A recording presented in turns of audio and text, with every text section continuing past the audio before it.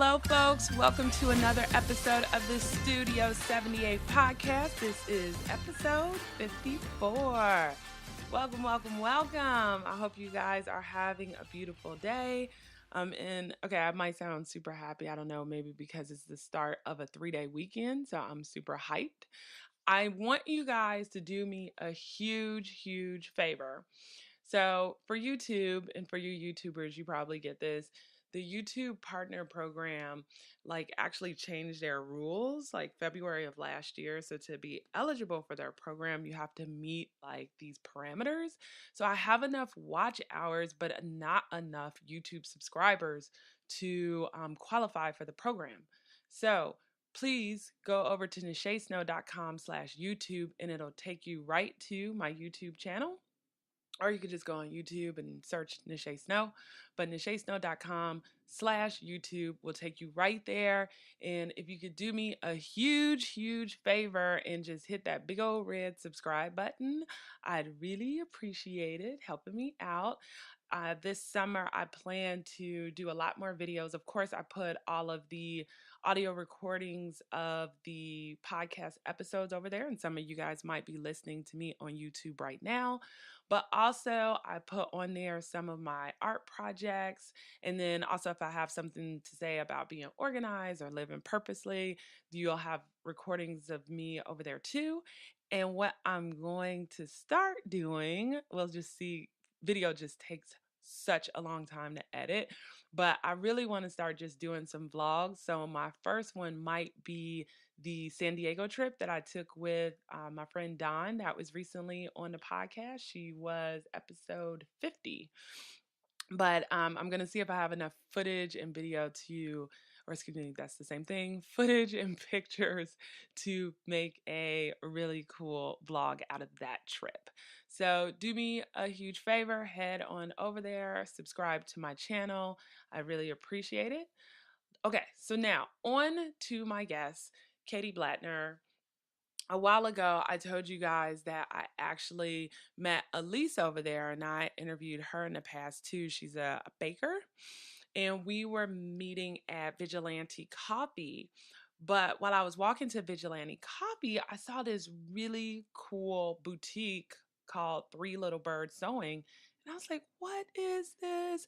So for those of you guys who don't know, I'm a huge crafter. So make jewelry. I'm just now getting into moss art. I mean, anything crafting, I'm like all about it. And at one point, I was really big on learning how to sew. So when I see sewing stores, I'm like, oh my goodness, because the cool fabric and threads, all of that stuff just gets me excited. I know, nerd. Okay, I digress. So, anywho, I passed by the store right before I met Elise, and then I was like, I have to go back. I went back in there, fell in love with the store. It's absolutely beautiful. If you're in the DC area, you have to stop by. It's in Hyattsville, Maryland. Really modern fabrics, great. But anyway, I knew I wanted to get the owner on to the podcast just to talk about how did she do it and why did she do it? And so today she kind of just takes us through her story. She talks a little bit about how she started, in med school, and because of different life events, it actually led her to opening this boutique. So, of course, I don't want to give any spoilers, but her story, I think, is just really inspirational. And it really just goes to show, too, it's funny, we have this path in our head sometimes of how life will play out. But, you just need to go with the flow. You need to, if life is telling you to do something different and you find a new passion that takes you in a different direction, sometimes you should just go with it, and you never know where you might end up. Anyway, let's get to our story. Hello, Kate. Welcome to the show. Thanks for having me. Absolutely. So, for the listeners out there, I'll probably cover this a little bit in the intro too, But I happened to be just going to Vigilante Coffee in Maryland. I was meeting up with Elise, who I did a podcast interview with actually. And I was like, wow, I've never been to this particular section. And I was like, this is like a cool little area. And then when I turned the corner, actually, before I went into the coffee shop, I saw your store and I was just like, when I finish eating, I have to come back to the store and check out all the goodness inside. And it's just like, it was so cute. Like, I just love the fabrics that were selected and like all the other, like, the books and everything that you guys had in there, which we'll get into. But I just knew I had to have you on the podcast because I don't think I've had anyone that owns like a brick and mortar store. So I thought like you would bring like an interesting perspective to the podcast. Cool. So before we get into the store, can you just tell the listeners a little bit about you and your background? Sure. It's a little bit kind of complicated. It didn't just have, just as anything in life, didn't have just one direction. Um, I originally have a degree in chemistry and thought that I would go to med school. Oh, Um, wow. yeah. But, as life has it, life has other plans. I've always been super creative and I've sewn since I was a little girl, and I'm kind of done it, on and off all through my early adulthood. And then shortly after I graduated from college, I got married and had a kid right away. And then my husband actually got sick with cancer. So kind of like put med school on hold kind of thing. Mm, And so in the meantime, when I was home with a little baby and in between my husband's cancer treatments, I would sew. And that was kind of my therapy. I would do it, during nap times and in my spare time. And it gave me a time to kind of relax and use that other side of my brain, that kind of calmed me down a little bit. And I mm-hmm. always thought, eventually I think it'd be great to have, some kind of creative space or some sort of fabric store, because at the time there wasn't really anything. I was ordering all my fabric and everything that I really liked, all these really cool prints, I was ordering Mm-hmm. online. So, unfortunately, after a couple of years of my husband being sick, he passed away. And Mm, I kind of was, understandably so, like, all right, what's next? What am I going to do? yeah. I never really worked in the chemistry field, and science is one of those things you kind of have to keep up with. And so I thought, well, let me just go to work at this place that I worked at when I was in college. It'll be an easy kind of like reentry into the workforce. Mm-hmm. And it just happened to be a museum downtown. And while I, Yeah. so I was just kind of doing like easy, laid back, kind of getting my own life back kind of thing. Mm-hmm. And while I was working there, one of my coworkers had also studied fashion design. And so she and I, over like margaritas, would be dreaming like, oh, it would be so great to leave this place and have our own spot and be our own bosses and, that kind of thing. And so eventually we're like, you know what? Let's just do this. Let's just try it. And Wow. Yeah, I mean and that's it's interesting. A lot of people talk, but not everybody does it. yeah, I guess part of it was my fear was kind of like, I think this is a really good idea. I think that it's something the area could really use. Mm-hmm. There's nothing else like it around. And No. I had seen other stores, in other cities, but nothing near DC. And I thought, well, if I don't do this, I'm going to kick myself when somebody does do it. Because it wasn't about if, it was when somebody would do this, right? Yep, absolutely. And so we kind of just jumped into it. Uh, we looked at one space and we ended up in that exact space. We didn't look at anything else. And we're like, all right, we're doing this, I guess. So we just opened a very small space. We actually opened upstairs from where we are now. And it was really, really small. Like we could teach maybe 3 or 4 people at a time. Mm-hmm. And we were both working full time and trying to open this store. Oh wow. And then because like a lot goes into it, right? Like, well, I'm Yeah. not sure when you found the space, was it already gutted or did you have to like, gut it yourself and really do the walls and the flooring and all that other good stuff, or was it kind of like move-in ready? No, it wasn't move-in ready. So the great thing is we have a really great landlord. Okay. And he was kind of renovating the building, and actually he owns the building that the coffee shop Vigilante is in too. Mm. So he's really invested in the area and the growth of the area. So when we Mhm. first saw the building, it was still kind of an old, like 80s type of vibe of office space, Mm. like that dreaded carpet and sort of used to be white walls, that kind of thing. Mhm. I do remember him saying, like, before he showed us the space, you guys are going to have imagination. And she and I are looking at each other like, of course we have imagination. We like to create. Of course we have imagination. So Right. he actually painted everything and redid the floors for us. So it wasn't anything fancy. Mhm. It was just like a little fix up job kind of. And so I think between the time that we signed the lease and the time we walked in the doors was less than a month, really. Wow. So I mean, but that's amazing because it sounds like you guys are like talking about it and you're like, you know what, we just gotta do it. And then you're just like, we're just gonna look for a space. We're just gonna make it happen. And you all just did it. That's Yeah. pretty amazing. Uh, Now when you did it too, like as far as because and correct me if I'm wrong, but this I'm assuming was like your first business. So how did you just navigate like figuring out like all the kind of boring business stuff, like getting an LLC and all that other good stuff? yeah.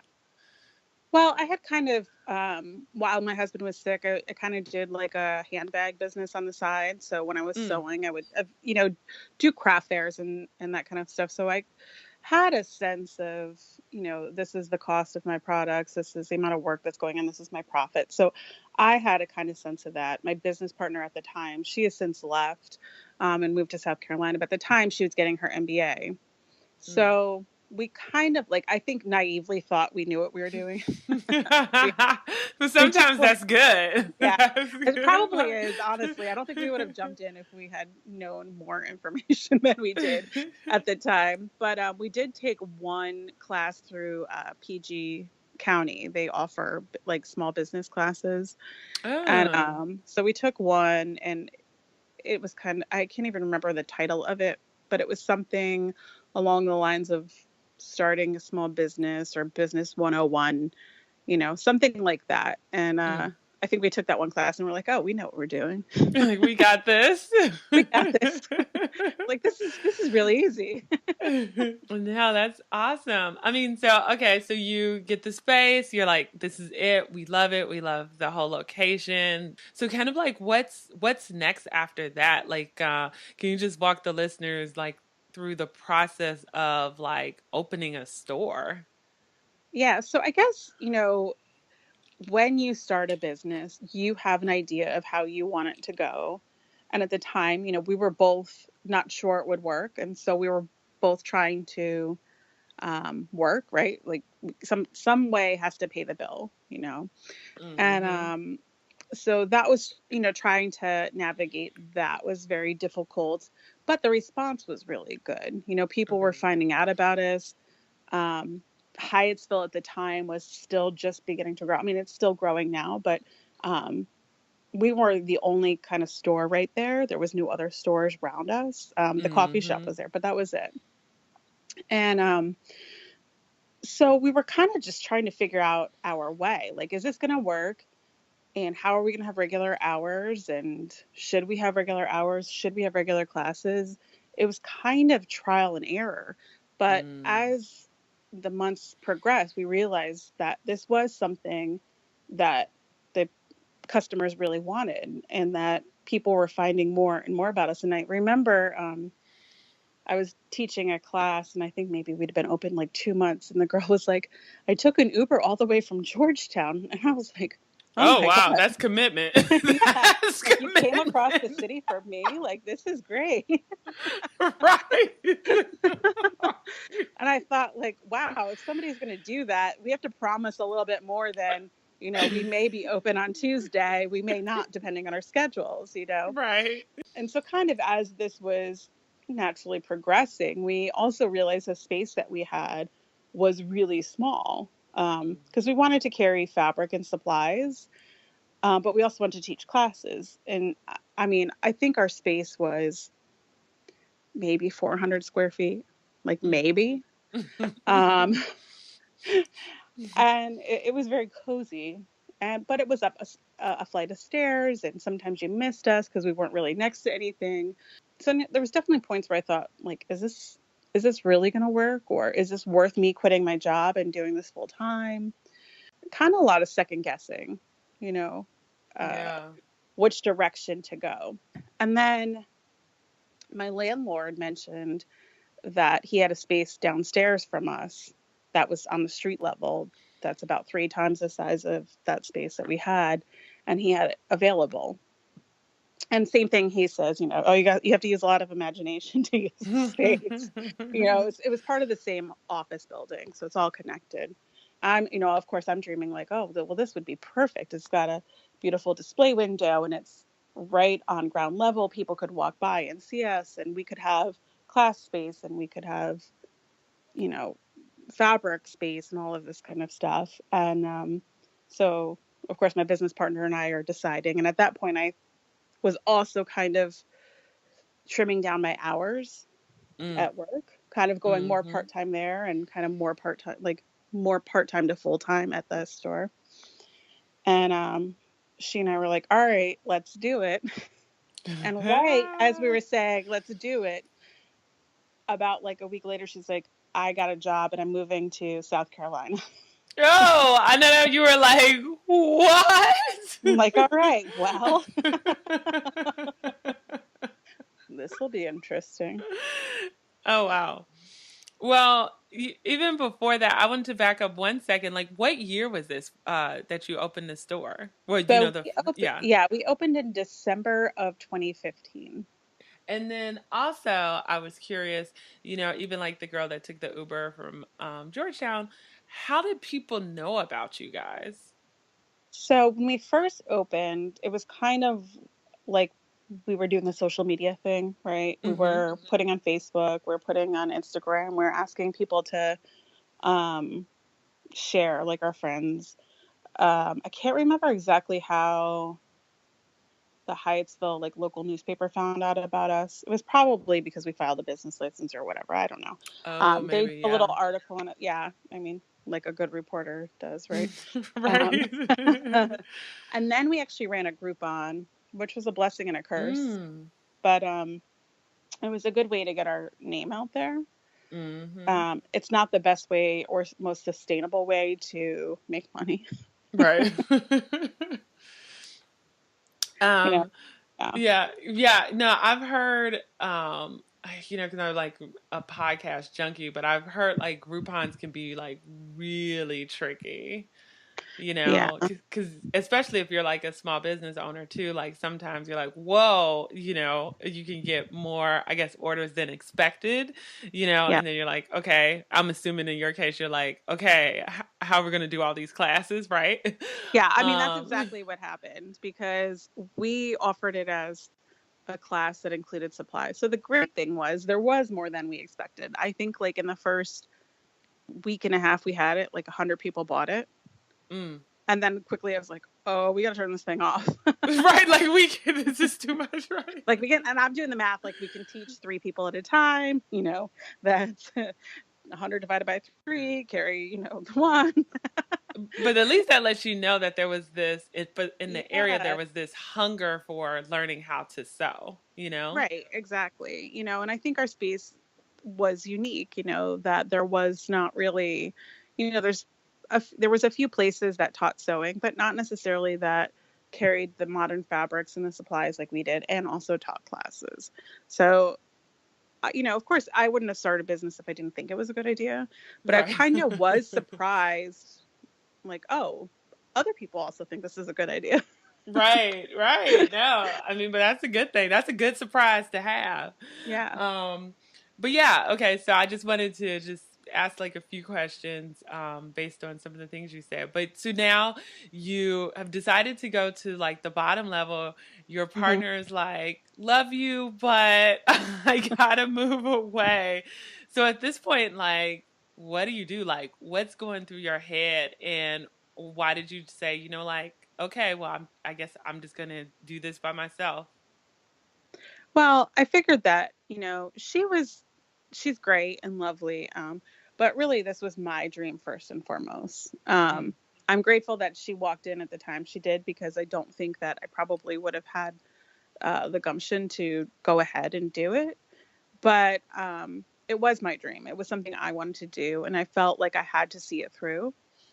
And when I looked at it, I realized, what was the worst that could happen if I tried to do this? And the worst thing that mm-hmm. could happen would be I would lose money. And I think that's a big fear for a lot of people when they're starting a business that has a lot of startup cost. For Mm-hmm. us, we have to buy all the fabric and the supplies outright, and we have to pay a rent every month. There's not always a certainty if we're going to bring in the amount of students that we need or the amount of customers buying fabric we need, right? So there's this uncertainty. And I just thought, well, it's just money. You need Right. to survive. But at the end of the day, like, I could always try to get another job. I could always find another way to make money. But I would rather have that as a scenario than not doing it at all and then watch somebody else live out my dream, you know? Yeah. So I, at that point, decided, all right, I'm going to quit my job and I'm going to Mm, do this full time.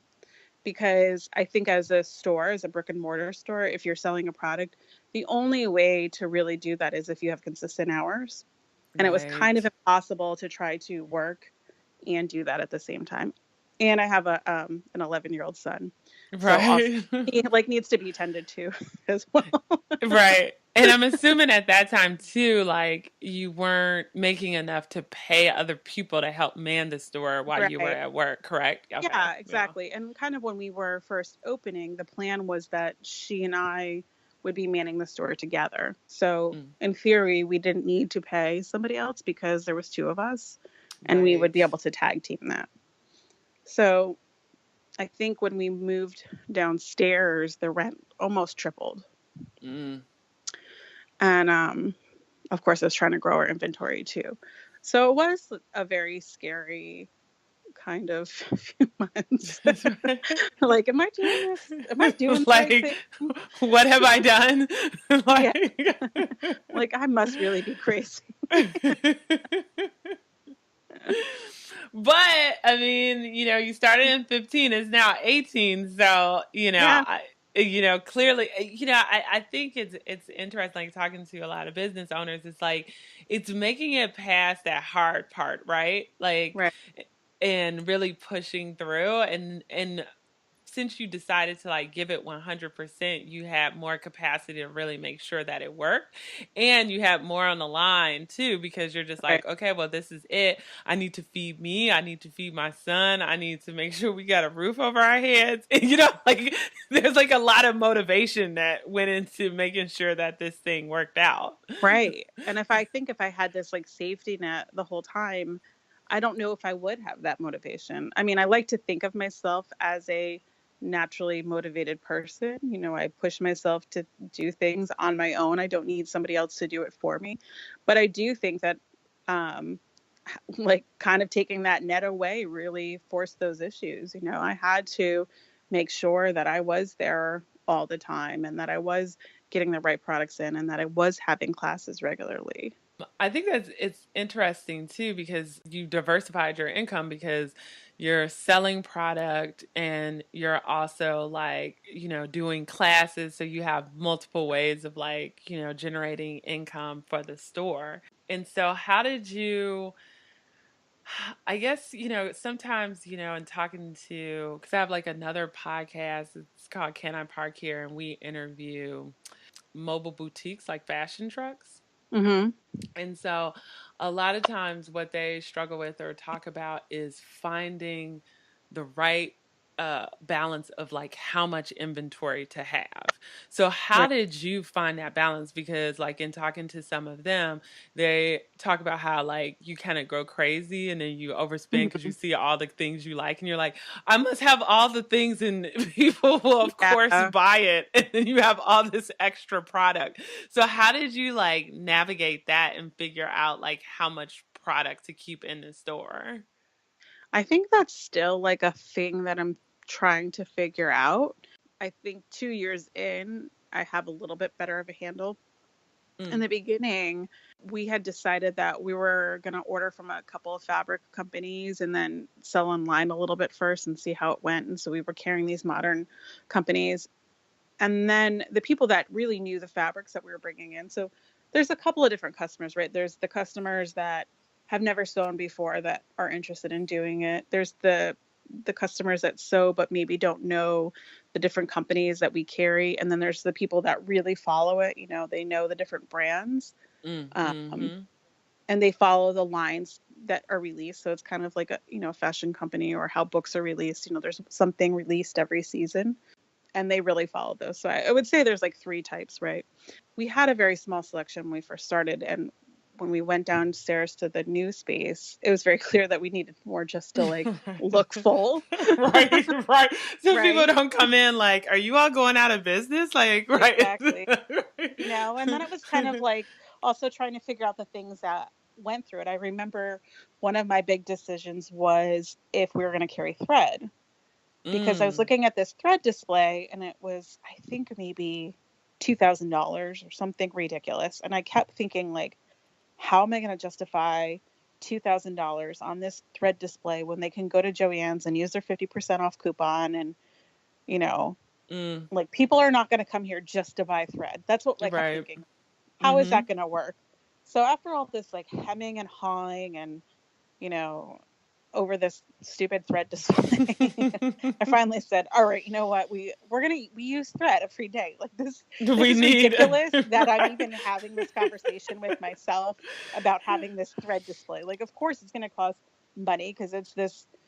I didn't know it when I ordered it, but it was like a 500-pound display, Ooh, mm. and so and it comes with I don't know, thousands of spools of thread. Mm. So, I remember I set it up the first day, somebody comes in and they just buy thread. And I'm thinking, like, really? This was a debate with myself for a month. In Somebody the did walk first in and just day. buy thread.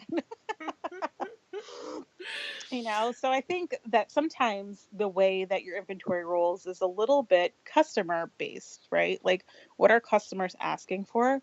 What are they buying? It's the demand of it. And so that's the tricky thing to figure out.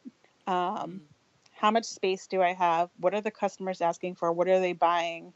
And also, what do I like? What right. do I want to carry? Because I think I do have a very certain aesthetic of things that I want to have in that store. Mm. Um, but it is also very, and I imagine if somebody has a mobile truck, they have even more limited space. Right. Yes. Like that's like they have to be really selective. Right. And that is hard, right? Because you're often not buying in the moment. You're often buying 2, 3, 4 months out. So you're trying to predict how much you're going to sell. So when that's out, you have replacement product. I mean, at least that's how it works for me. Yeah. There are things that I can order on demand, a lot of supplies, and some fabrics, but a lot of these fabric lines, like I ordered stuff in October that's coming out in March. Right. It's like seasonal, like with fabrics, Hmm. right? So yeah. Exactly. Yeah. So it is kind of a tricky balance. I think 2 years in, I'm kind of figuring it out, but that is a really hard thing. That I have fabric reps that come in and they'll show me all these samples and they'll say, "Oh, this comes in this substrate and this is coming out at this time." And they're all so adorable and cute, and you do want to buy them all. It is really hard to kind of rein that in. That's why I like to buy online instead of talking with Right. the rep, which is terrible because I don't want them to not have a job. But It is hard. Yeah, and I mean for the listeners out there too, like she has really good taste in fabric because I'm not like a big time sewer. Like I dabble. Like my mom is a big time sewer, but several years ago she taught me how to sew, and then I went like a little crazy with like fabrics and things like that. But what I found was like some of the big box stores. I mean, the fabrics were like okay, but I really wanted those like unique kind of cool patterns like you Yeah. might see in like trendy stores like Anthropology or Urban Out, like cool Right. botanical illustrations and owls and really cool fabrics. So when I walked past your window, like I immediately saw those like very gorgeous like fabrics and I was like, wow, they have really good taste and they uh have a good selection of modern fabric you Yeah. know Thank you. and I think that's like the draw to your store because, like, especially when my mom was teaching me how to sew, I would just, yeah, I would like go to the stores and yeah, they got the coupons and this and that, but I'm just like, these fabrics are kind of boring, Right. Like, I'm like, I want Yeah. something cool. And I think Yeah. that, yeah, that's definitely the draw. Well, I have two questions, one business related and then one just sewing related. So the business related is, I think there are people out there who are like, oh my God, I would love to open up a brick and mortar store, like a paper shop or whatever it is, but I'm afraid because I hear it takes 5 years for you to get a profit, you know? Yeah. And so my question to you is kind of like, what advice do you have for them? Because I think some of them are like, oh, I would love to do that and do it full time. But then you hear these stories where like, hey, it takes a while to really, kind of reap the benefits from owning a brick and mortar Yeah. store. I mean, I agree. I think I'm 2 years in, and I in many ways still feel a very new business, and I'm still trying to figure things out. I would say the number one thing is I work more than I've ever worked in my whole life. But the great thing about it is that it's really gratifying. Mm, I'm doing what I love. I'm meeting people like that have become my friends now outside of the shop, and we do things. I just, love meeting the customers and talking to them and knowing what's going on with their lives and what they're making, and just seeing the faces that come in every day is just that is so worth all of it. yeah. And to see the excitement in people when they see that they've made something and how they feel about themselves. I mean, that for me is the best part of it. And I think my business might be a little bit different because I'm teaching somebody a skill and maybe not everybody's business is going to be based like that. But what I Hmm. would say is that you have to know going into it you are going to be working all the time. It doesn't stop, and it's really hard to kind of turn it off because Hmm. it's just such an investment of your time and your heart, honestly. But I also think that you shouldn't let fear drive you Mm, because I, like I said earlier, I think the worst thing that you could do is kind of look back and saying, I should have done this or I could have done that, and having this regret, right? Like you'll never know unless you try to do it.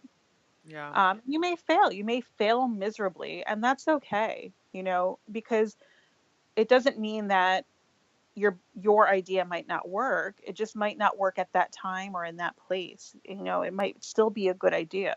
Just might not have been Hmm. the right space. I would encourage people to follow what they really believe is their path and not feel too down if it doesn't work. Yeah. Because right, like even if I guess people look at their worst case scenario, like you could always do something Yeah, else, right? right. You could always do something else.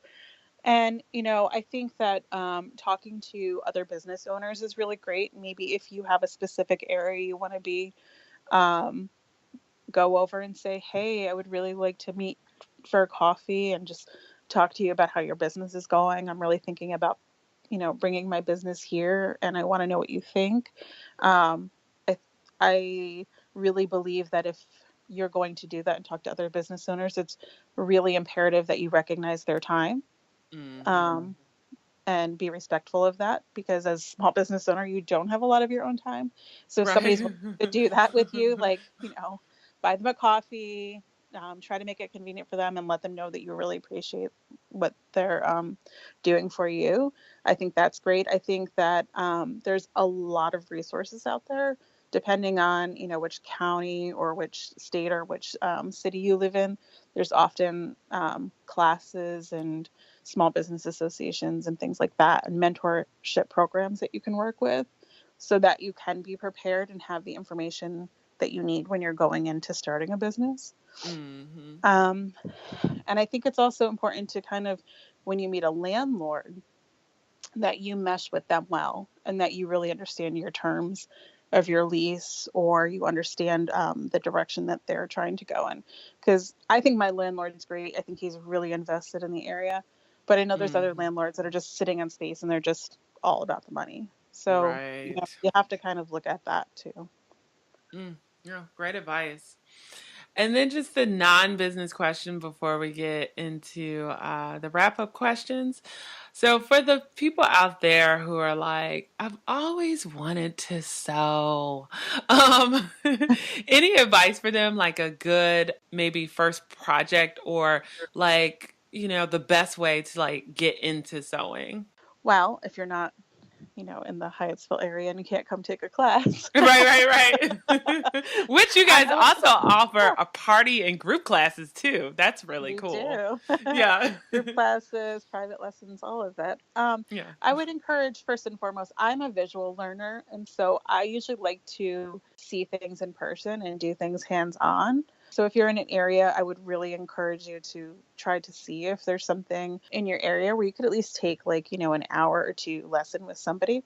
But if you can't, there are plenty of online resources. There are millions of YouTube tutorials that could get you started. Anything small is super easy. Bags and pillows. The big one is people always want to sew curtains. Oh, interesting. I guess it's so Everyone, easy because you just make the little kind of like hoop at the bend at the top, right? yeah, yeah. It's really funny. It's like always the thing that people want to sew first. I'm like, Yes, geez, yes. people are always redecorating their rooms a lot. Exactly. I would have, if you would have asked me to guess, I would have thought it was like pillow covers. Yeah, Yeah. curtains. But I don't know what it is. It's so funny to me. But yeah, I mean, I think I would just, and what I tell my students is all practice is good practice. You know, yeah. as long as you're trying and you're going to learn from your mistakes as long as you keep doing it, right? Like, I think that's the only way to get better at something is just to keep doing it. And then just a couple of wrap up questions. The first one is, have you discovered your passion? And it doesn't have to be related to sewing. If so, what is it? And if not, what are you doing to discover it? Oh, that's a good deep question. Um, I really think that my passion is to kind of just make other people happy, and help other people. So I think in a way it is related to my business because I really see it with the little girls that I teach. I Mm. see them gaining such confidence and really feeling great about themselves. And, you know, they'll finish a project and they'll be like, oh my gosh, look what I made. This is so cool. And they'll be so excited. And honestly, that's the best feeling in the world. I mean, adults Right. too. Right. I'll But leave them molding young out. minds is amazing. Yeah. Yeah. But I do really think, I mean, it was honestly sewing and just being creative was such good therapy for me when my husband was really sick, and even after he died, it was just such a release for me. And Hmm. so to be able to give that back is amazing. You know, to be Yeah. able to, like, there's been so many times where I know that people have had hard days and like they've barely made Hmm. it to class because they just got out of work or whatever is going on. And Hmm. like them just spending a little bit of time creating something has made them feel better about themselves. Like, you know, I feel like I don't need to do more than that. I mean, I need to pay the rent, but you know, Right, right, right, right. but that is a really great feeling. No, very cool. And then what's one thing that you cannot live without? It could be anything, tech, makeup, furniture. I mean, anything in the world. Oh my gosh, one thing I couldn't live without. Oh, probably my child. I can't not stay with him. Right. That would, That'd be right. terrible. He would listen to this thing and be like, Yes. "Really, mom?" Exactly. Amazing. And then can you just let the listeners know like where they can find you, like your location, your website, and any social media handles you'd like them to have? Sure. So, our business is called Three Little Birds Sewing Co. We're in downtown Hyattsville, probably about 2 miles outside of Northeast DC. You can find us at Three Little Birds sewingco.com. It's three spelled out. And then for Instagram, it's again three spelled out little birds dot sewing co. Same thing on Facebook. Um, and then our email is same thing at gmail.com. Perfect. Thanks again for coming on to the show. Well, thank you so much for having me. Well, people, I hope you feel inspired. I think her story was amazing. I think she gave some great tips on what to think about if you decide to open a brick and mortar store. And I hope whatever like your dream is or whatever you're thinking about doing, but maybe a little fearful of doing, that this might give you a little bit of courage to take a step and do what you've always wanted to do. As I said in the beginning, please do me a huge favor and subscribe to my YouTube channel. You could just go over there and type in Nishay Snow, or you can go to nishaysnow.com/YouTube and it'll take you right there. But if you could subscribe and ask your friends to subscribe, that would really help me out. And thank you again for listening, and I will talk to you guys next week.